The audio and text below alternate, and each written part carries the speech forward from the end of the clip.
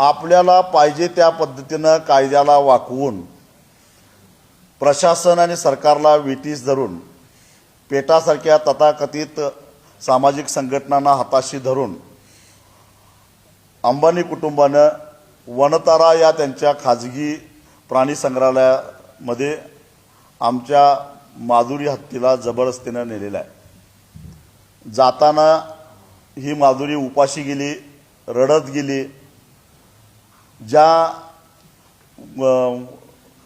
भट्टारक महास्वामींनी तिच्यावर अलोट प्रेम केलं त्यांना सुद्धा हुंदका आवरला नाही। तिचा निरोप देत असताना भट्टारकांचे सांडलेले अश्रू, माधुरीनं सांडलेले अश्रू, त्यामुळं या माधुरीवर प्रेम करणारे सर्वधर्मीय सर्वपक्षीय लोक व्यथित झालेले आहेत।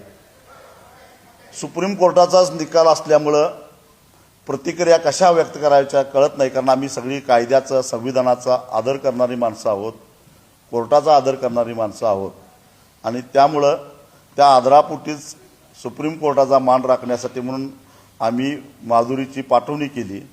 परंतु आमच्याकडून माधुरीला हिसकावून घेतलेलं आहे असं आमचं स्पष्ट मत आहे आणि ती माधुरी परत मिळावी आणि माधुरीनं जे अश्रू झालेले आहेत त्यासाठी 1 दिवसाचं आत्मक्लेश मूक पदयात्रा आम्ही काढायचं ठरवलं आहे। रविवारी पहाटे 4 वाजल्यापासून ते सायंकाळी 5 वाजता, कारण 45 किलोमीटर आम्हाला ही पदयात्रा घेऊन जायची आहे। सायंकाळी 5 वाजता जिल्हाधिकारी कार्यालयामध्ये येऊन माननीय राष्ट्रपतींना, कारण सुप्रीम कोर्टाच्या नंतर आता आम्हाला दाद राष्ट्रपतींच्याकडेच मागायची आहे, जिल्हाधिकाऱ्यामार्फत आम्ही एक निवेदन देणार आहोत की आमची माधुरी आम्हाला परत द्या।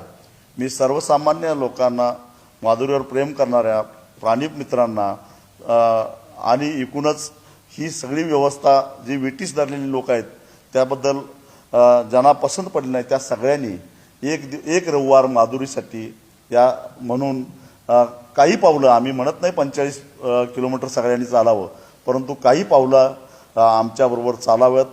या मूक पदयात्रेचं नेतृत्व कोणी करत नाही, की कुठल्या संघटनेनं हे काढलेलं नाही, कुठल्या पक्षानं काढलेलं नाही। ज्याला ज्याला वाटतं हे चुकलं आहे